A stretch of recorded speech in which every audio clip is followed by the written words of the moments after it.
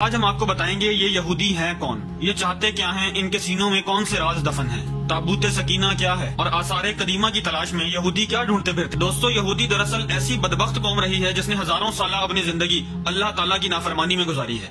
حضرت یعقوب علیہ السلام کے دور سے بنی اسرائیلی نامی اس قوم کا آغاز ہوا اور یہ قوم مسلسل بغاوت، سازش اور فساد کا علم بردار بنی رہی۔ رب کائنات نے بھی اس پر متعدد بار لعنت کی ہے۔ اسرائیلیوں کے مکروہ فریب کی پوری تاریخ قرآن کریم میں اخذ کی گئی ہے۔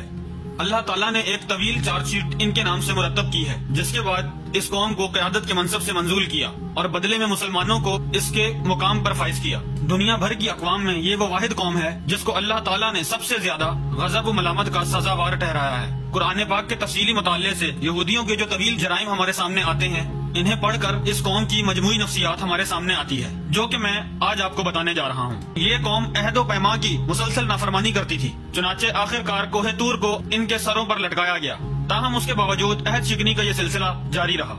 یہ لوگ اللہ کی آیات کو فروخت کرتے تھے اور ان سے اپنے مطلب برآمد کرتے تھے، دوسروں کو نیکی کا حکم دیتے تھے اور خود کو بھول جاتے تھے۔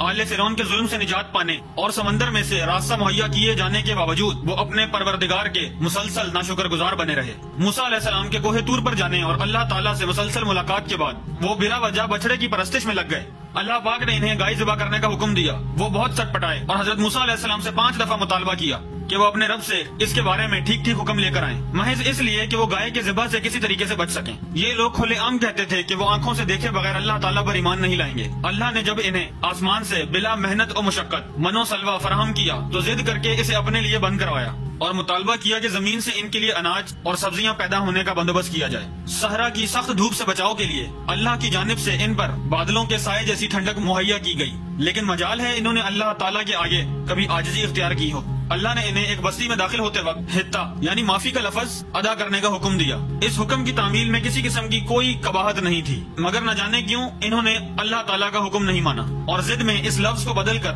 کسی اور لفظ میں تبدیل کر دیا۔ اللہ پاک نے اپنی رحمت سے اس بستی میں 12 قبیلوں کے لیے 12 چشمے پیدا کر دیے تاکہ ان کے درمیان پانی کے مسئلے پر کبھی تصادم نہ ہو، مگر اس رعایت کے باوجود وہ مسلسل اللہ پاک کے تمام نبیوں کی نافرمانی کرتے تھے۔ آسمان سے بھیجے گئے پیغمبر کو قتل کرنے اور انہیں پھانسی پر لٹکانے کے لیے بھی ان کے درمیان کوئی آر نہ تھی۔ حضرت یحییٰ علیہ السلام کا سر قلم کروا دیا، ایک نبی کو کنویں میں الٹا لٹکا کر چھوڑ دیا اور حضرت عیسیٰ علیہ السلام کو تختہ دار پر پہنچانے کی سازش میں پیش رہے۔ کہتے تھے کہ پیغمبری صرف بنی اسرائیل کی نسل کے لیے وقف ہے، اس لیے وہ بنی اسماعیل کے پیغمبر یعنی حضرت محمد صلی اللہ علیہ وآلہ وسلم پر ہرگز ایمان نہیں لائیں گے۔ حضرت جبرائیل علیہ السلام کو اپنا دشمن نمبر 1 قرار دیتے تھے، اس وجہ سے کیونکہ وہ وحی کے ذریعے ان کی تمام سازشیں تمام عالم میں آشکار کرتے تھے اور کیونکہ ان کے بقول حضرت جبرائیل علیہ السلام نے نبوت کے لیے کسی غلط ہستی کا انتخاب کیا ہے، نعوذ باللہ۔ دوستو، نبی کریم صلی اللہ علیہ وآلہ وسلم کی مجلس میں اگر ان کے کسی فرد کے منہ سے سچی بات نکل جاتی تو وہ واپسی میں اسے برا بھلا کہتے تھے، بڑے دعوے سے کہتے تھے کہ وہ اللہ تعالیٰ کے چہیتے ہیں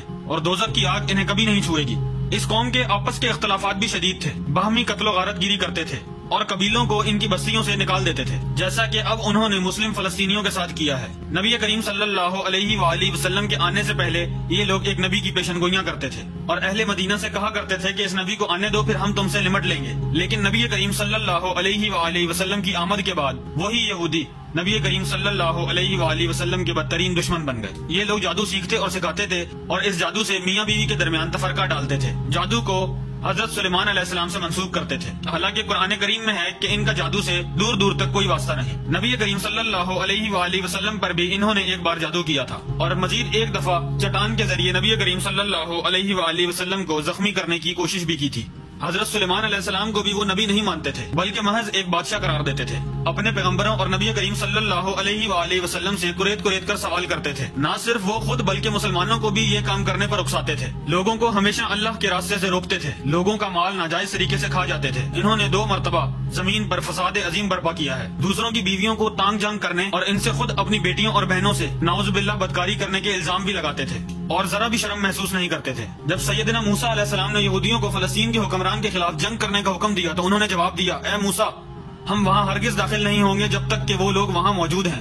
آپ جائیں اور آپ کا رب جائے، ہم تو بہرحال یہیں بیٹھے رہیں گے۔ دوستو یہ سورہ مائدہ کے اندر آیت نمبر 24 کے اندر موجود ہے۔ دوستو قرآن کریم کے اندر ارشاد ہے، ان میں سے کچھ لوگ ایسے ہیں جو کتاب پڑھتے ہیں، زبان کا الٹ پھیر اس طرح کرتے ہیں کہ تم سمجھو کہ وہ کچھ وہ پڑھ رہے ہیں کہ وہ کتاب ہی کی عبارت ہے۔ یہ سورہ آل عمران آیت نمبر 78 میں موجود ہے۔ وہ یہ بھی کہتے تھے کہ اللہ فقیر ہے اور ہم غنی ہیں، سورہ آل عمران آیت نمبر 181۔ اور نعوذ باللہ یہ کہتے تھے کہ یہ جانور اور کھیت محفوظ ہیں، انہیں صرف وہی لوگ کھا سکتے ہیں جنہیں ہم کھلانا چاہیں۔ قرآن کریم میں سورہ انعام آیت نمبر 138 میں موجود ہے۔ اور دوستو ان میں سے ایک گروہ اپنے لوگوں سے یہ کہتا تھا کہ نبی کریم صلی اللہ علیہ وآلہ وسلم پر جو کچھ نازل ہوا ہے اس پر صبح ایمان لاؤ اور شام کو انکار کر دو، سورہ آل عمران آیت نمبر 72 میں موجود ہے۔ ایک زمانہ تھا کہ یہ اللہ تعالیٰ کی سب سے پسندیدہ قوم تھی، لیکن اپنے گھنونے جرائم کی وجہ سے اللہ تعالیٰ نے ان کو امامت کے منصب سے ہمیشہ کے لیے معزول کر دیا۔ یہودی چونکہ قرآن پاک کو نہیں مانتے، اس لیے وہ اپنی اس معزولی کو بھی تسلیم نہیں کرتے، اور وہ یہ کہتے ہیں کہ ہم آج بھی اللہ تعالیٰ کی سب سے پسندیدہ اور چہیتی قوم ہیں۔